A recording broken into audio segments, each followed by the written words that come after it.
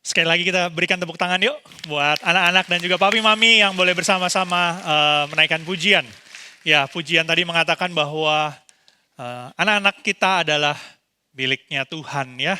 Dan setiap kita orang-orang dewasa mempunyai tanggung jawab.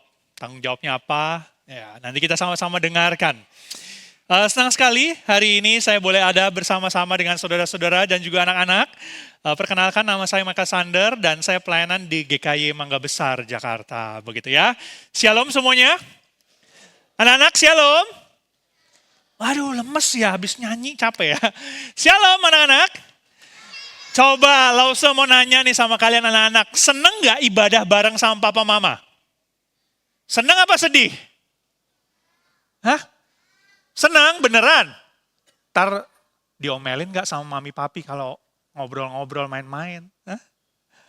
Papi mami senang ibadah sama anak-anak? Kayak kurang yakin senangnya ya.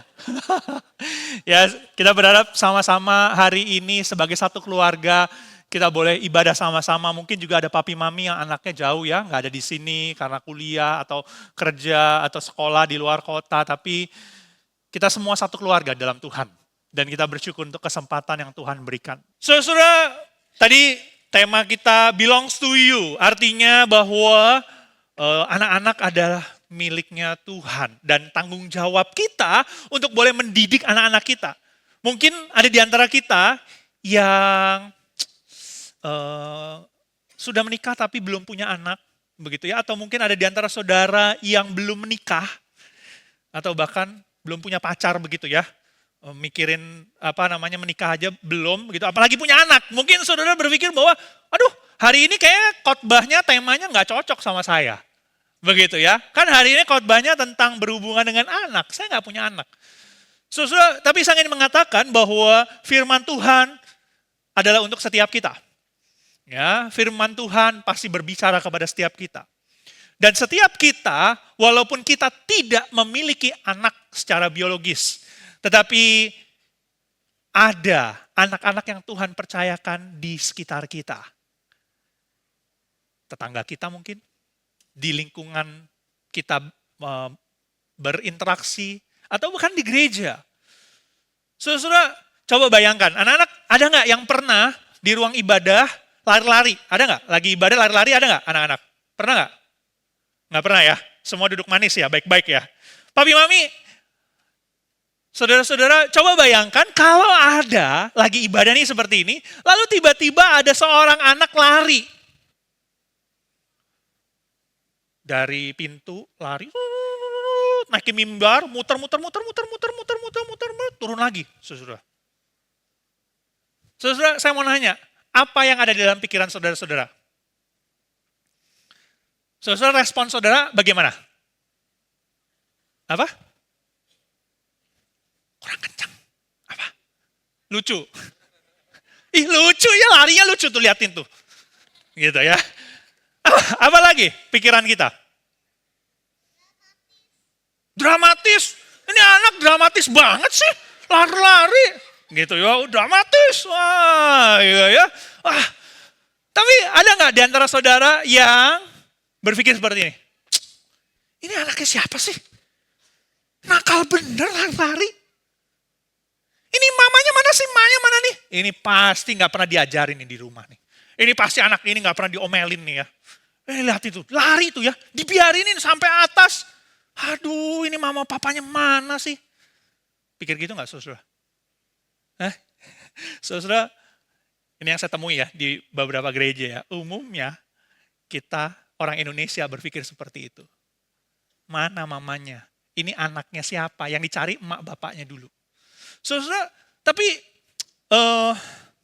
dari yang saya dengar ya, dosen saya sampaikan cerita ya, dalam pengalaman dia waktu kuliah di Amerika, beberapa gereja cukup banyak ya di salah satu kota, yaitu negara bagian begitu ya, khususnya misalnya di Texas, itu gereja-gereja itu menganggap bahwa semua anak yang ada di gereja itu adalah tanggung jawab mereka juga. Jadi semua orang dewasa itu adalah orang tua bagi anak. Jadi kalau misalnya ada anak lari, Mereka tidak nyari mana orang tuanya. Tapi mereka akan melakukan sesuatu supaya anak itu bisa tenang, bisa diam. Karena mereka berpikir bahwa saya juga adalah orang tua untuk mereka. Saya punya tanggung jawab yang sama untuk mendidik anak-anak ini. Bukan hanya papa mamanya. Jadi sebagai satu gereja, mereka sama-sama mendidik anak-anak. Nah, karena itu saudara-saudara, ini yang ingin saya sampaikan bahwa setiap kita dipanggil untuk mendidik anak-anak di sekitar kita. Ini adalah sesuatu yang penting. Saya mau mengajak kita bersama-sama memperhatikan satu bagian firman Tuhan dari Ulangan 6 ayat 4 sampai yang ke-7. Saya akan bacakan untuk setiap kita.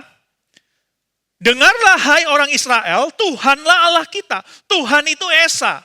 Kasihilah Tuhan Allahmu dengan segenap hatimu, dan dengan segenap jiwamu, dan dengan segenap kekuatanmu. Apa yang kuperintahkan kepadamu pada hari ini, haruslah kau taruh dalam hatimu. Haruslah engkau mengajarkannya berulang-ulang kepada anak-anakmu, dan membicarakannya apabila engkau duduk di rumahmu, apabila engkau sedang dalam perjalanan, apabila engkau berbaring, dan apabila engkau bangun. Saudara-saudara, ini adalah sesuatu yang penting. Di dalam ayat 4 dikatakan apa? Anak-anak tadi dengar gak? Ayat 4 tadi tuh bilangnya apa ayatnya? Tuhan itu, Tuhan Allah kita, Tuhan itu Esa. Tahu gak Esa artinya apa? Esa itu apa? Anak satu ya. Satunya tapi bukan satu seperti kita ya. Esa gitu ya. Tuhan kita itu satu-satunya. Dia tidak ada yang lain ya. Dia sebagai Tuhan Allah kita. Nah, orang Israel mengajarkan ini kepada keturunannya. Tetapi sebelum Musa bilang, ajarkanlah ini kepada anak cucumu, keturunanmu, ada sesuatu yang Musa katakan. Ya. Dikatakan begini, apa yang kuperintahkan kepadamu pada hari ini haruslah kau taruh di dalam hatimu. Artinya apa? Sebelum kamu ajarin tentang Tuhan, Tuhan itu harus jadi bagian hidupmu. Saudara-saudara, sebelum kita mengajar anak-anak kita tentang Tuhan, Tuhan itu harus jadi bagian kita. Sebelum kita mengajarkan tentang iman kepada Tuhan Yesus harus menjadi Tuhan dan Juru Selamat dalam hidup kita. Anak-anak, kalau Lause bilang sama kalian, anak-anak, Lause mau kasih kalian iPhone 17 Pro Max begitu. Mau nggak? Anak di sini baik-baik ya, nggak mau ya. Salah ya. Kasihnya maunya apa? Hah? Maunya apa? Rumah-rumahan? Oh, rumah. Waduh, ini lebih gawat ternyata ya. Ya udah deh, Lause kasih rumah. Lause bilang, anak-anak, Lause akan kasih kalian rumah. Yang ukurannya 10 meter kali 20 meter. Nah, begitu ya. Lause mau kasih kamu. Kamu percaya atau enggak? Enggak. Wah. Menghina nih ya. Enggak ya. Kenapa kamu gak percaya? Kenapa gak percaya? Karena apa? Gak ada duitnya. Gak ada buktinya. Iya, gak ada buktinya. Atau gak ada uangnya. Harusnya kalian tanya dulu, emang Lause punya rumah 10 kali 20 meter? Kan gitu kan ya? Lause punya atau enggak? Enggak, Lause gak punya rumah segede gitu ya. Gak punya. Kalau Lause gak punya, Lause bisa kasih ke kamu gak? Nggak bisa. Lause nggak bisa kasih kamu sesuatu yang Lause nggak punya. Saudara-saudara, kita tidak bisa memberikan sesuatu kepada yang lain kalau kita tidak memiliki. Sama seperti itu. Kita tidak bisa mengajarkan anak kita tentang Tuhan Yesus kalau Tuhan Yesus itu tidak ada dalam hati kita. Kita tidak bisa meminta mereka untuk percaya kepada Tuhan Yesus kalau Tuhan Yesus sendiri tidak menjadi bagian dalam hidup kita. Saudara-saudara, karena itu yang pertama, ini adalah sesuatu yang penting. Imani. Teladan iman dimulai dari hati yang sungguh-sungguh percaya kepada Tuhan. Sebelum kita sungguh-sungguh percaya, kita tidak bisa akan ngajar. Saya bilang sama guru-guru sekolah minggu. Saya jadi guru sekolah minggu sejak SMP ya. Sampai sekarang Fokus dalam pelayanan anak. Saya bilang sama guru-guru sekolah minggu, saya bilang begini, sebelum kamu sampaikan firman, firman itu harus jadi bagian dalam hidupmu. Kalau kamu tidak menjadikan firman itu bagian dalam hidupmu, maka kamu tidak akan bisa berikan apa-apa. Saudara-saudara, karena itu Musa mengingatkan kepada bangsa Israel, hei, taruhlah itu dalam hatimu. Jadikan itu bagian dalam hidupmu, Tuhan itu. Saudara, pertanyaannya, apakah saudara percaya kepada Tuhan Yesus? Apakah saudara-saudara memiliki iman di dalam Tuhan Yesus? Apakah saudara-saudara menjadikan Tuhan Yesus sebagai Tuhan dan Juru Selamat dalam hidup kita? Apa kita sungguh-sungguh percaya? Anak-anak, kalian percaya sama Tuhan Yesus? Siapa yang percaya sama Tuhan Yesus, anak-anak? Oke? Oh, turunkan tangannya. Siapa yang ngajarin kalian untuk percaya Tuhan Yesus? Siapa yang ngajarin? Ada yang ngasih tahu kamu nggak suruh percaya Tuhan Yesus? Ada yang mau jawab? Lausunya bilang begitu, ayo percaya Tuhan Yesus, percaya Tuhan Yesus. Ibu guru, bapak guru di sekolah, percaya Tuhan Yesus, percaya Tuhan Yesus. Ya, kita harus percaya Tuhan Yesus. Ya, karena dia adalah satu-satunya Tuhan dan Juru Selamat. Papi, mami, saudara-saudara, percayalah kepada Tuhan Yesus. Ini yang pertama. Kalau kita tidak sungguh-sungguh percaya, kita tidak akan bisa mengajarkan hal ini kepada yang lain. Kita tidak bisa memberikan teladan iman kepada yang lain. Karena itu, mari kita sungguh-sungguh percaya. Saudara, kita semua bukan orang yang sempurna, bukan orang tua yang sempurna, bukan kakek nenek yang sempurna, bukan orang dewasa yang sempurna, bukan guru-guru sekolah minggu yang sempurna. Dengan kekuatan kita sendiri, kita tidak bisa menolong anak-anak kita untuk datang kepada Tuhan. Hanya dengan pertolongan Tuhan. Karena kita adalah manusia berdosa. Karena itu terlebih dahulu di awal kita harus menerima keselamatan itu. Hidup kita harus ditebus terlebih dahulu. Baru kita bisa menolong orang lain untuk datang kepada Tuhan. Saudara, pertama, mari kita imani. Percaya. Dan selanjutnya, yang kedua, mari kita mengajarkan. Kalau kita sudah mengimani, Musa bilang apa? Ajarkan. Itu berulang-ulang. Jadi harus mengajarkannya. Saudara-saudara, orang-orang Israel itu punya tradisi ketika hari Paskah.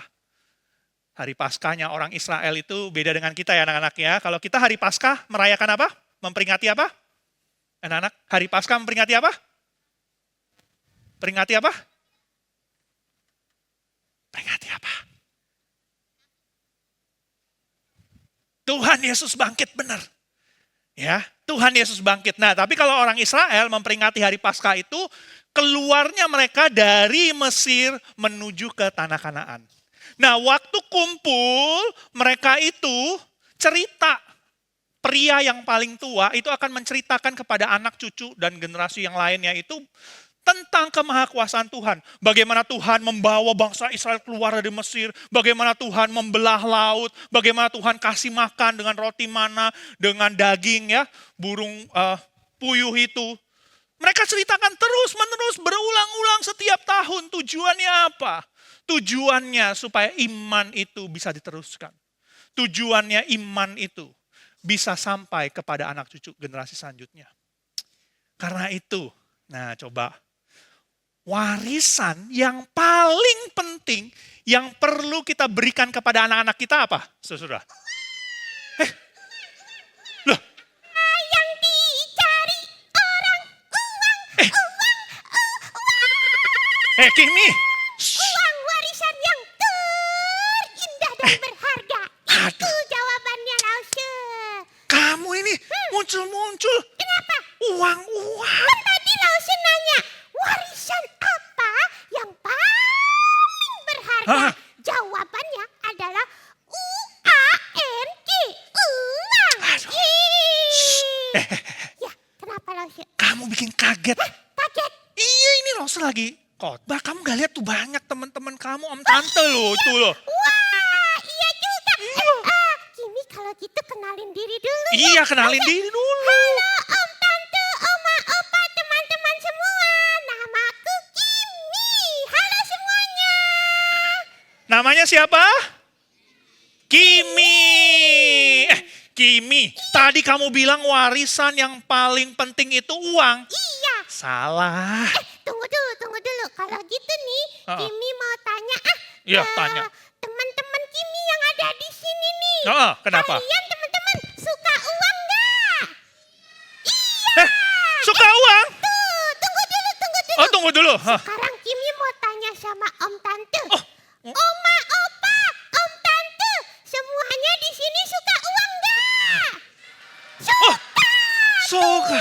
Kimi yang benar. Ini menyesatkan ini Kimi. Ini khotbahnya jadi mencong-mencong ini. Mencong, kenapa tuh mencong? Bukan.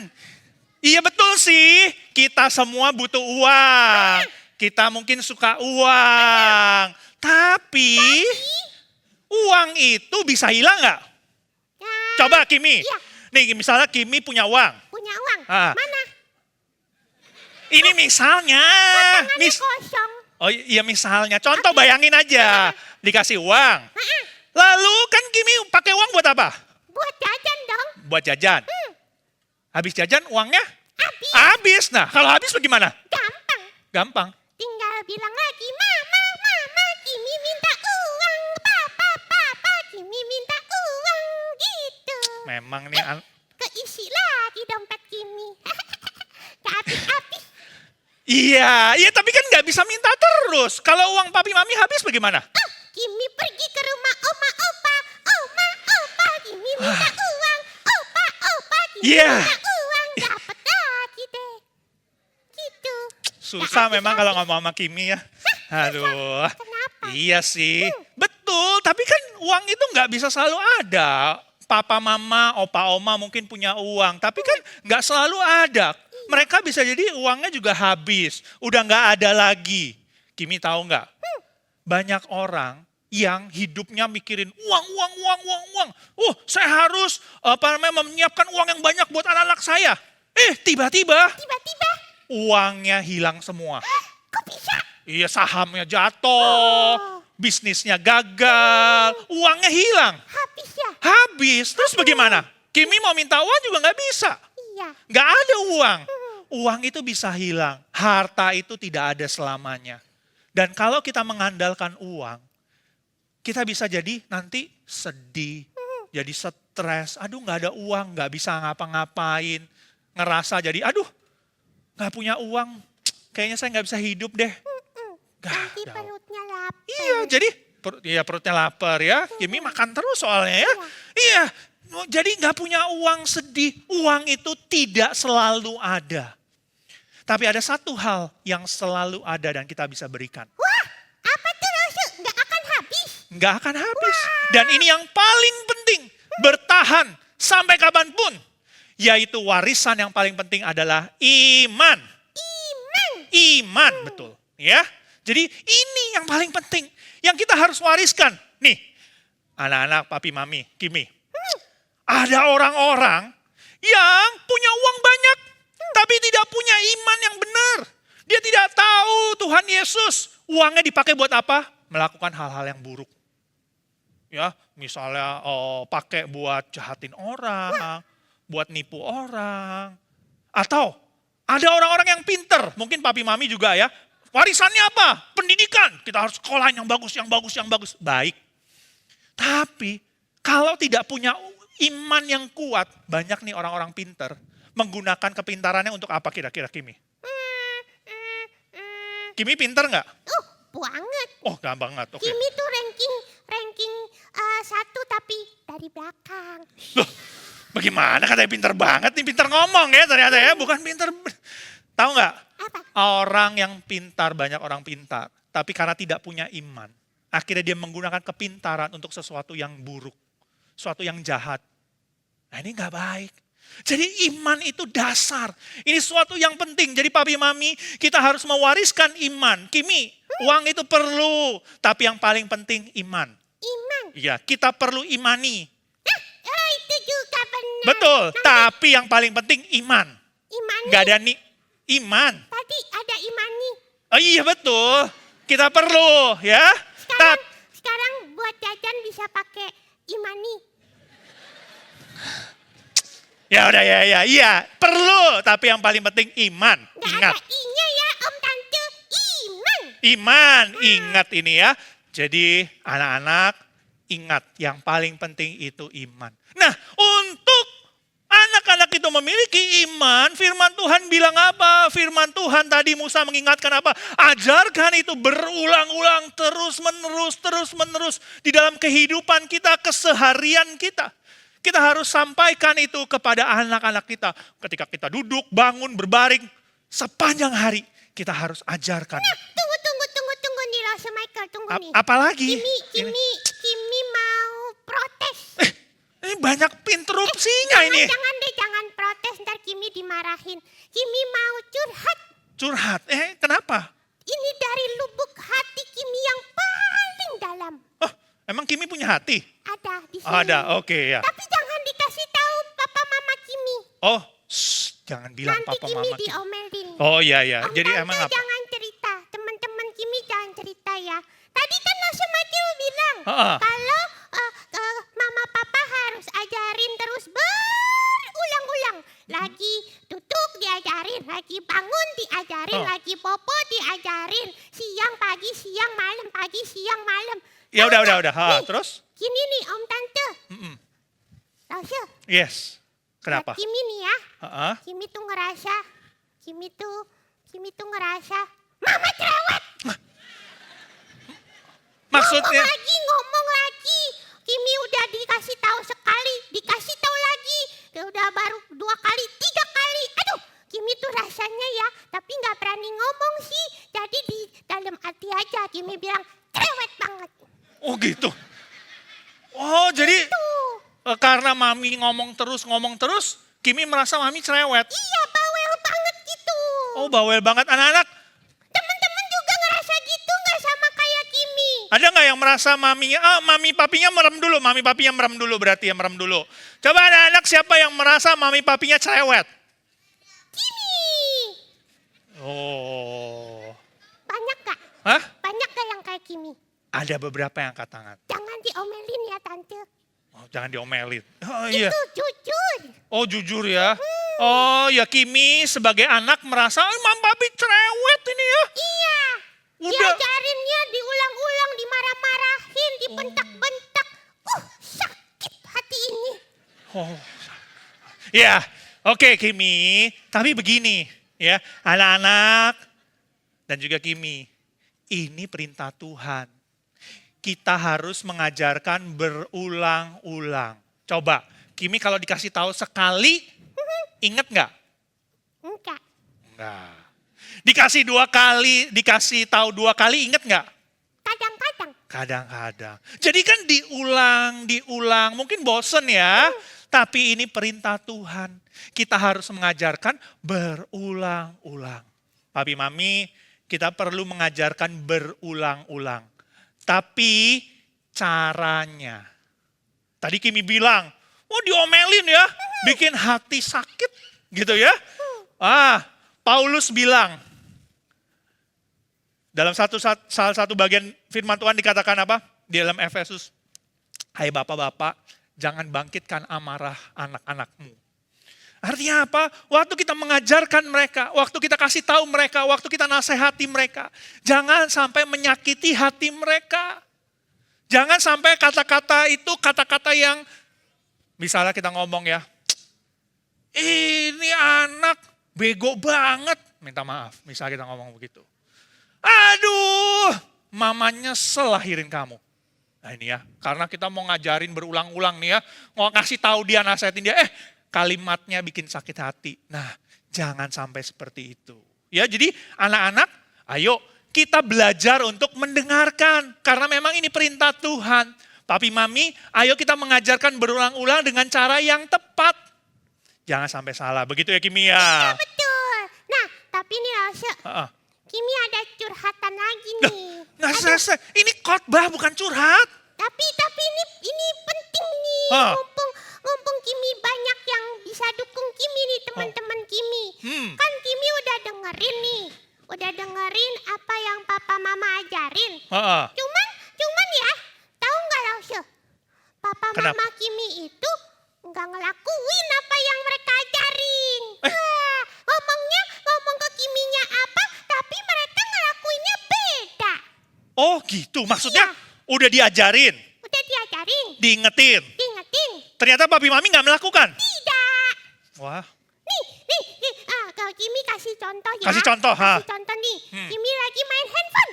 gimana handphone? Terus diomelin sama mama. Kimi, Kimi, matiin handphonenya. Belajar. Gitu. oh gitu. Terus Ya kan memang nanti- harus belajar. Tunggu dulu, Kimi curhatnya belum kelar. Oh iya. Terus Maaf. nanti bilang lagi, Kimi kan tadi kan kayak yang langsung bilang tuh berulang-ulang. Kimi, matiin. Kimi, stop. Kimi, screen time. Kimi, pokoknya diulang-ulang gitu kan. Akhirnya kan Kimi ikutin nurut taat sama mama sama papa. Pas lagi makan, Pas lagi makan, pegang handphone terus. oh, papa pegang handphone terus. Iya, terus kalau Kimi bilang, papa screen time, stop. Gitu, terus papa bilang, diam Kimi, papa lagi kerja.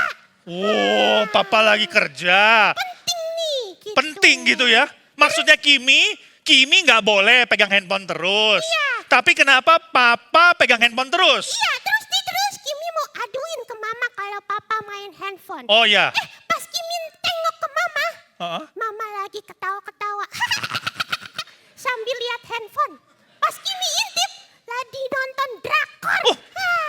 Oh, lagi nonton drama. Oh, jadi Kimi bingung gitu ya? Iya, Kimi nggak boleh disuruh matiin handphone. Papa mama juga main handphone terus. Aduh. Jadi apa yang diajarin ke Kimi mereka nggak lakuin. Oh gitu ya. Anak-anak, mama papa kalian begitu nggak? Hah? Ini yang jawab mami papinya ya? Temen Kimi nggak berani jawab. Oh, mamanya nggak berani jawab. Nanti pulang dihukum jangan-jangan ya? Enggak mami papi di sini semua baik-baik ya.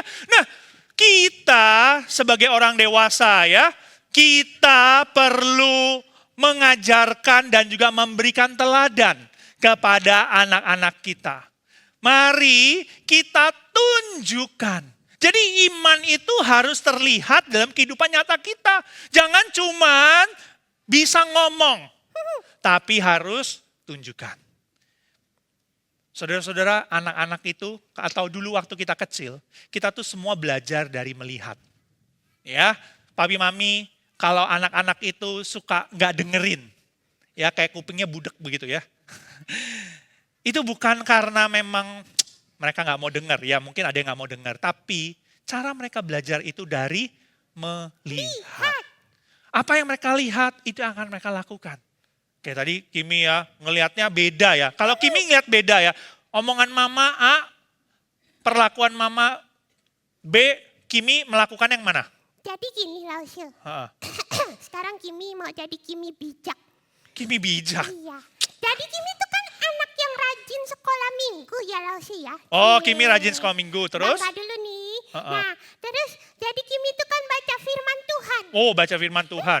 Jadi Kimi kadang kalau lagi bingung gitu mau ikutin yang mana, Kimi berdoa. Oh, berdoa. Nah, ya terus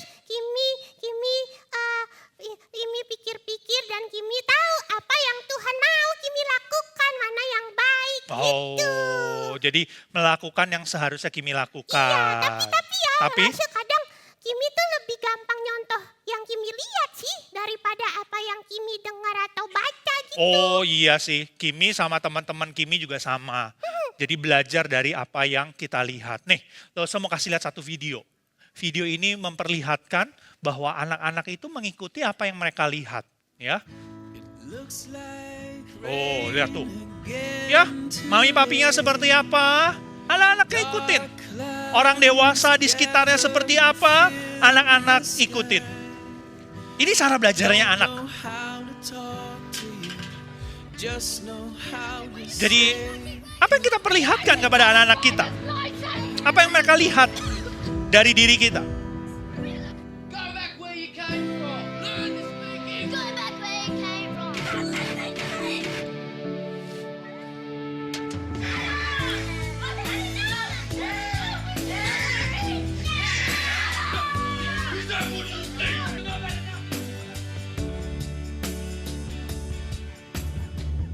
Children see, children do. Anak-anak melakukan apa yang mereka lihat. Apa yang mereka lihat dari kita? Siapa yang mereka lihat? Apakah mereka melihat handphone mereka, gadget? Coba, Kimi suka main lihat TikTok, Instagram nggak? Sering dong Asya. Kimi sering main, Kimi sering post juga di IG Kimi. Oh, posting gitu? Iya. Posting apa kamu? Banyak makanan-makanan. Duh, makanan. Kalau ada yang viral-viral di IG, Kimi ikutin. Oh, jadi kalau ada yang viral diikutin. Nah ya, Papi Mami, kadang-kala kita bingung ya anak kita, kok bisa begini sih, kok bisa begini ya? Ya mereka melihat dari mungkin media sosial mereka, dari YouTube, dari Instagram, dari apapun itu, dari screen mereka. Apa yang mereka lihat? Apakah mereka melihat apa yang ada di dunia ini? Atau mereka melihat kita? Apa yang mereka lihat dari diri kita? Jadi mari kita menjadi contoh, kita menjadi teladan untuk setiap anak-anak. Kita tunjukkan ya Kimi ya. Harus tunjukkan apa yang kita omongin, apa yang kita ajarkan. Mari kita lakukan juga. Pointer saya nggak jalan, minta tolong. Ya. Nah, Tuhan Yesus di dalam pelayanannya di tengah-tengah dunia ini, Tuhan Yesus tuh bukan cuma ngajarin. Dia teladan kita ya. Bukan cuma ngomong, murid-murid kamu harus berdoa. Kamu harus mengasihi orang lain. Kamu harus membantu orang lain. Enggak. Tapi Tuhan Yesus menunjukkan. Tuhan Yesus kasih tahu caranya seperti apa, melakukannya seperti apa. Tuhan Yesus contohkan. Tuhan Yesus jadi contoh dan teladan. Nah ini yang seharusnya menjadi panggilan kita.